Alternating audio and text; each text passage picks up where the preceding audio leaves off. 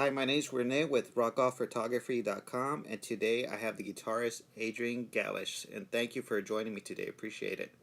Thanks for having me. I appreciate it as well. Of course. So, for anyone not familiar with you or your work, can you give like a short summary of fellow musicians or bands that you've worked with? Sure. So for the past 20 years, I've been sort of a solo musician doing my own records of guitar-centric music.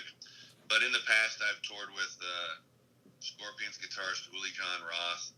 I've played with other artists and recorded with other artists like Reb Beach from White Snake, Marco Mendoza from Thin Lizzy and Dead Daisies now.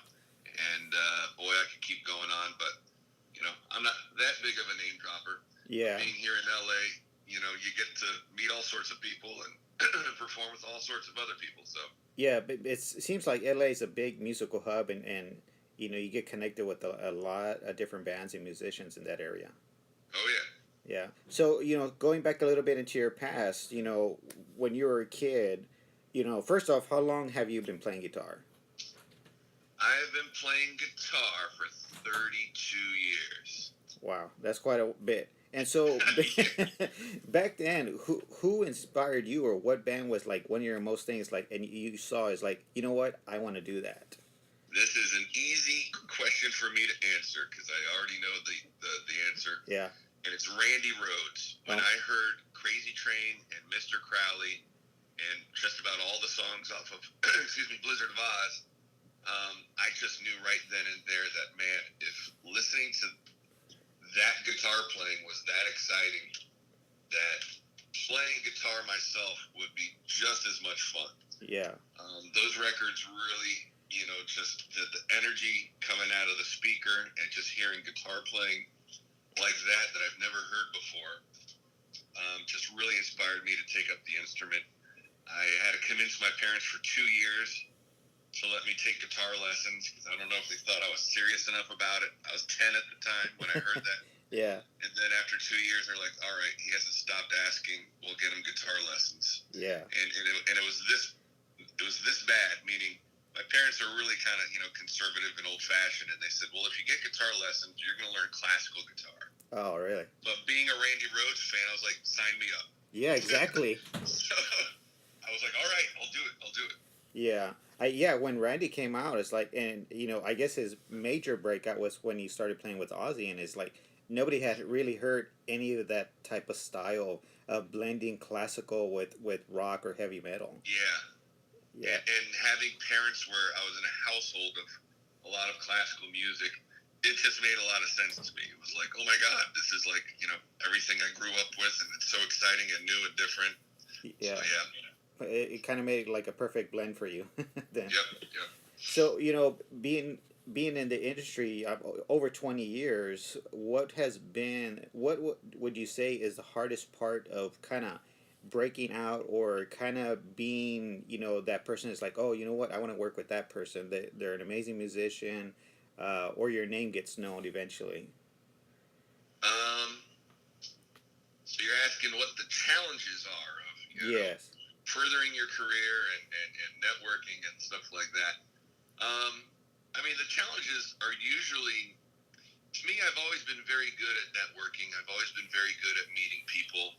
In my mind, I knew early on that if you want to work with other people, whether it's, endorsements from companies or working with other musicians, that you kind of need something to offer them, or you end up doing them some sort of favor or like that. And then they reciprocate. So it was never, me.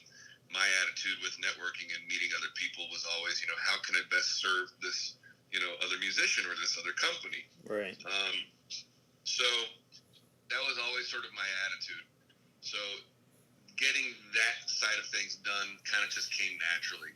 The real challenge is always the challenge for all musicians, and that is, dealing with the crippling self-doubt. Right. Since every day is a hustle, and sometimes, gigs fall through, you'll want to audition for somebody, and somebody else gets the gig and stuff like that. You're dealing with that, on a weekly basis, and you can't let it get to you, you kind of lick your wounds for like a few minutes and then kind of move on. Right. So that's sort of my attitude. Yeah. But other than that, whenever I've gotten, to work with other people, it was, because they needed the work or something, or if it was, a referral, or I referred somebody to a gig, they were able to respond in kind. Yeah.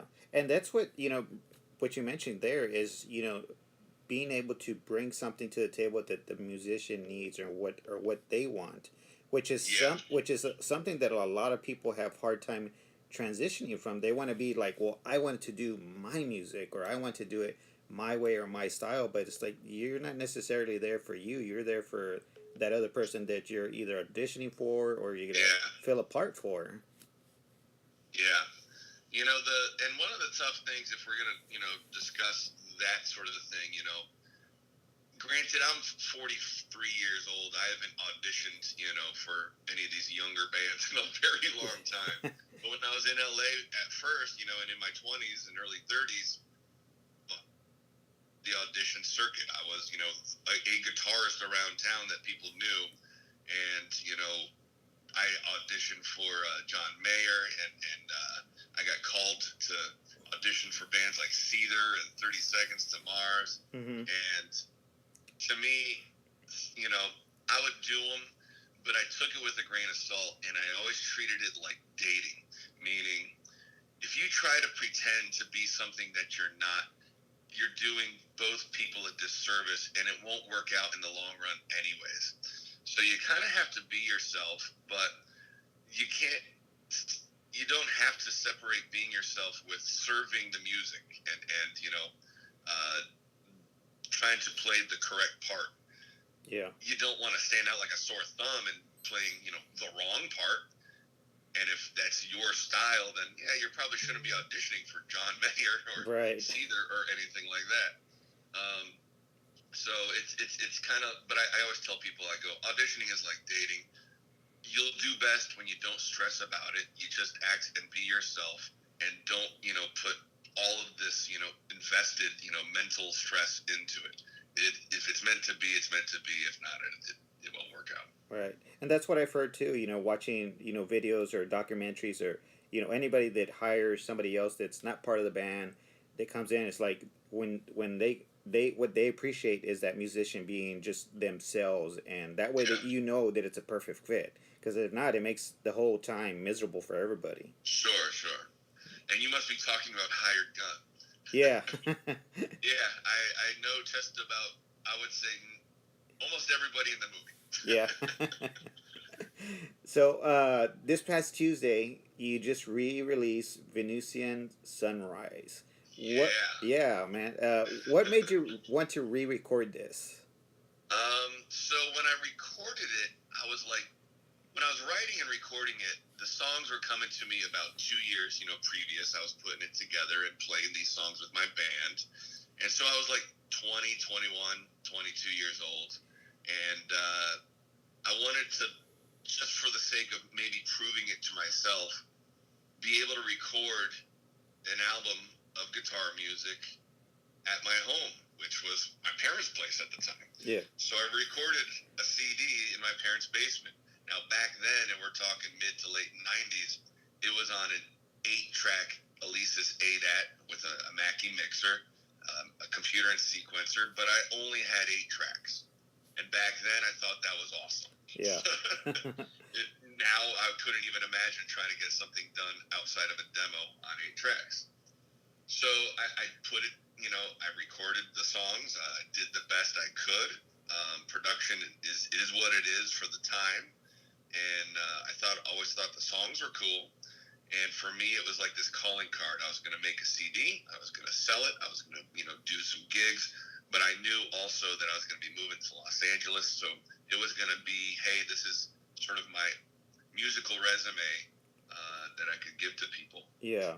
Now, that being said, move to LA, another record comes out, I do another record, and all of them are sounding way better than the previous one, and I'm playing with better players and everything. And I kept thinking, man, we're still playing these songs from the first record, but this first record sounds like a demo by comparison. As time went on, the production of all my records, improved, and inevitably so does my playing. And about 10 years after, I was like, man, I wish I could just re-record this. And I would always ask some of my band members, what do you think? And they would always say, let's just move forward with new material. Mm-hmm. And then, for the last 2 albums I did, I was recording at home again, mostly, but I was doing way better production. Obviously, technology is way more advanced than it was 20 years ago. Right. And, the quality of stuff that I was doing was so good. I was like, you know what? I could probably get 80% of this done here at my house. It'll sound way better. All I really need is some live drums, which the first record didn't have. I just programmed drums. And if I need bass player here and there, I'll hire that. And I just knew that, it would kick ass. So I decided last year, after sort of the arc of promoting the last record was done, I was like, man, what am I going to do next? And it occurred to me that this year would have been the 20-year anniversary of this first record. I'm like, well, now it just makes too much sense. Always having sort of my marketing hat on, I go, this could be a kind of a cool thing. Make it a 20 anniversary, version of the record and re-record all the tunes. And so the new CD has completely re-recorded versions of the original album. It has the original album that I have remastered now. Yeah. And it also has a couple bonus live tracks. Yeah. So, when you were doing, the re-recording, did you, or, excuse me, was it difficult to relearn some of the songs that you may not have been playing on a regular basis? I'll say. So some of them I had been playing on a regular basis, and that was, relatively easy. Some of them I haven't played since I recorded it. And the guitar playing part, took maybe a few minutes to kind of go, oh yeah, that's what I played. Uh-huh. Some of the harder parts was, what the hell did I play on keyboards, or what are the chord changes here, Yeah. So things like that I haven't, I don't really play keyboards unless I'm recording an album. So I'm not like a live good keyboard player, but I can certainly, mess around in the studio. Yeah. And so that was sort of the challenge. Some of the other challenges was there's some key guitar solos that, I really worked out and needed to be, the same as maybe they originally were. And to play those note for note and really come across as, a confident, version of it was hard. But other challenges were simply making some of the songs sound updated, or up to date, and not sound like me as a 22-year-old guitar player in 1996 or 97. Yeah. Listening to the production, I've listened to the advanced when it came out, or last week, from your publicist. What I really enjoyed, it does still, it has the modern sound to it, but what I also enjoyed is that the notes, you can hear almost exactly the notes that you're playing. It's very clear and precise in that. You're the second person to say that. Yeah. Yeah. So I appreciate that. Of course, I myself grew up listening to, not only rock but also instrumental rock, Satriani, Vai, Johnson, and all those things like that. So, I can, when I get something like this, I always like to, listen to it, close my eyes, and then just tune into what the music of everything that's coming across, and it's everything. Every instrument on there is very clear. The guitar playing is very clear to where it's not like a garbled mess that somebody just tries to put out there to make it sound like it's flashy, but you're like, well, it doesn't sound very good. It sounds like it's a lot of stuff, but it's not. But with yours, it's very clear and precise. Well, thank you. Yeah, of course. So, off the, when you play live, which, off of Venusian Sunrise, which do you have a personal favorite to where it's like, man, I love this song and I'm glad I'm redoing it? Good question. There's maybe 3 songs that we usually play live. One of of them's called The Blue Jungle. Another one's called Drifting Memories, and another one's called Lydian Trains. And all of those are, very different from each other. Live, The Blue Jungle has sort of an open outro guitar solo that I can stretch out at. So what you'll hear on the record with the bonus tracks is The Blue Jungle Live. And this was recorded in 2011. And it's like, the original song is, let me see, just under 4 minutes, and then this live recording is at about 7 or 8 minutes. So you can imagine,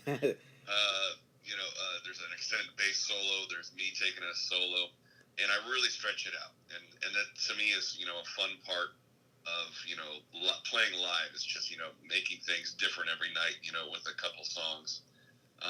So, it's funny, I look forward to doing it, but the challenge of that song was capturing a live feel, yet none of us are in the same room together, meaning I had to record all the keyboard parts, all the main guitar parts, and then I had this outro solo that I knew was going to go for a while, build up, and then fade out.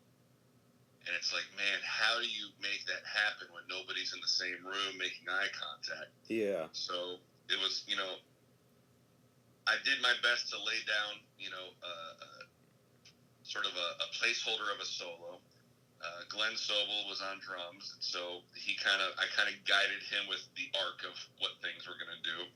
And that was kind of easy, as a musician and you're jamming, you're going to start off simple and keep the groove, and then it starts to get busier and louder as, the solo continues on.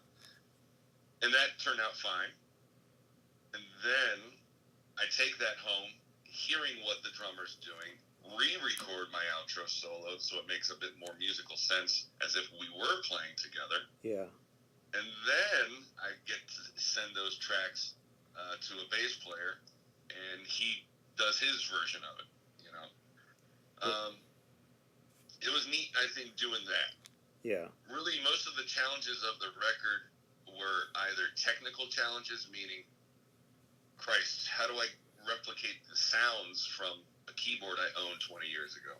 Or how do I, learn parts like we just discussed, that I haven't played or even played keyboards on, in forever. Yeah. And then the other challenge was, how does I make this so it's still fresh? Are there any changes I want to make to song arrangements? Are there any changes I want to make to solo parts and sounds and guitar sounds? And to make it really feel like something I want to listen to today. Yeah. All those steps that you're going through, it seems like excuse me, it seems like it's a long process, but in reality, compared to 20 years ago, it's almost a short process, because you can send parts through the internet. It's like, look, this is what I've updated, take a listen to it, and it's totally different compared to what it used to be. It recorded on 8 tracks was like, okay, I got this part and I need to take it somewhere for somebody to listen to. Yeah. So that part is certainly easier and better. Sometimes I suffer from what other people suffer, and that is nowadays, with the ability to edit just about anything on the recording, it's hard to know when to just stop. Yeah. It's like if you ever tried to paint, as an artist, it's like I always say, the hardest part about painting is knowing when to put the brush down and just know that the painting's done. So there's that element, where you're constantly changing guitar tones, or you're revisiting a part. Or nowadays, I mean, it's cool that I can go and finely edit and make sure the timing of, drums and bass and stuff is all like synced up.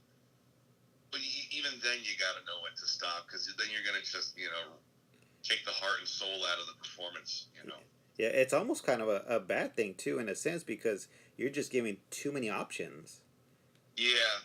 Like I said, it's like knowing when to stop. Yeah. Now, the benefit of being 20 years older and having today's, my experience today is I'm more confident with what I play, meaning when I do a take, it'll be done in a take or two. Back then, I probably slaved over these parts over and over, and I'm sure I drove my parents nuts trying to play, what I thought was challenging guitar music. Yeah. for me to, come up with the part. When you're 22 years old, yeah, this stuff was hard. Yeah. Now it's like, I can play it, but now how do I make it sing? How do I make it, come off more confident and put with more feeling into it and give it the energy that, I can objectively give it now as a person who's been playing for as long as I've been playing now. Yeah. So with this album, are you gonna plan on touring on this? People ask me that, and the sad state of affairs is, it's so expensive to tour. Yeah. So I'm here in Southern California in LA, and I'll be doing a bunch of dates out here. I have a CD release party next Wednesday on the July 18th at the Baked Potato here in LA. And outside of that, I'll just be booking stuff around here. Yeah. As a guitarist doing this sort of stuff, when your name isn't Steve Vai or Joe Bonamassa, I still get to do some great gigs, but most of it will be guitar festivals, guitar clinics and workshops, traveling out for things like that. Yeah, it's definitely a tough side of the business spectrum, the touring part, especially like you mentioned, being, just instrumental music per se. Yeah. I'm lucky to be in LA and there's outlets for it, but I know I used to live in Fairfax, Virginia, and nobody would really care to go see that. Yeah. Out of the middle of nowhere. Yeah, I mean, it's the suburbs, what the heck? Yeah. So after playing music all these years, what would you say has been your favorite part of being a musician? I always tell people it's sort of the musician buddy aspect, which I mean is over the years you end up meeting people who become great friends, and they're your musician cohorts, and it's always to me just being able to play with those guys. Yeah. So I'm lucky enough that I've met most of the people that I grew up listening to. And when I get to have them over for a barbecue and a jam, that to me is nothing better. An example, and this is stuff that only happens in LA. So last summer, every few months or so, I don't know if people, I don't know, nobody knows this, but I play jazz guitar. Like, I just love jazz guitar. And so I've got some friends, a couple of them are older. One of them is a guy named Ron Anthony, and he was Frank Sinatra's last guitarist for like 11 years. Oh, wow. And then his buddy, Barry Zweig, he was Sammy Davis's guitarist. And so we hang out, and I'll have them come over, and I'll cook dinner, and we'll jam. Now, last year, I had them over, and I knew Bruce Kulick, who used to play for Kiss, is sort of this closet jazz head. And he collects old hollow body, Gibson guitars and stuff. And I told him about these little, barbecues I have with these guys, and he couldn't believe it. So I'm like, come on over. So I'm eating ribs or whatever, and I'm like, I can't believe I'm jamming with Bruce Kulick from Kiss, Ron Anthony from Frank Sinatra, and Barry, Zweig from Sammy Davis's band, playing old, jazz standards in my backyard. Yeah, that's pretty amazing. At the time I'm like, yeah, of course, but if you really think about it, you're like, this is crazy. Yeah. I mean, but to me, to me, that's the fun part, and having a musical relationship as well as just a friendship with, people like that, it's just awesome. Oh, of course. So for anybody that doesn't know yet, where can people look you up online? Sure. AdrianGalysh.com. That's AdrianGalysh.com. And of course, from there, they can visit me on Instagram, Facebook, and Twitter. But if they go to the website, they can get links to all the, albums to buy and stuff like that. Excellent. On your site, I haven't looked at it yet, but when they order your, the 20-year release, do you have bundles associated with that? You know what? I don't have any bundles yet. However, there is now a Venusian Sunrise 20th anniversary T-shirt in addition to the CD.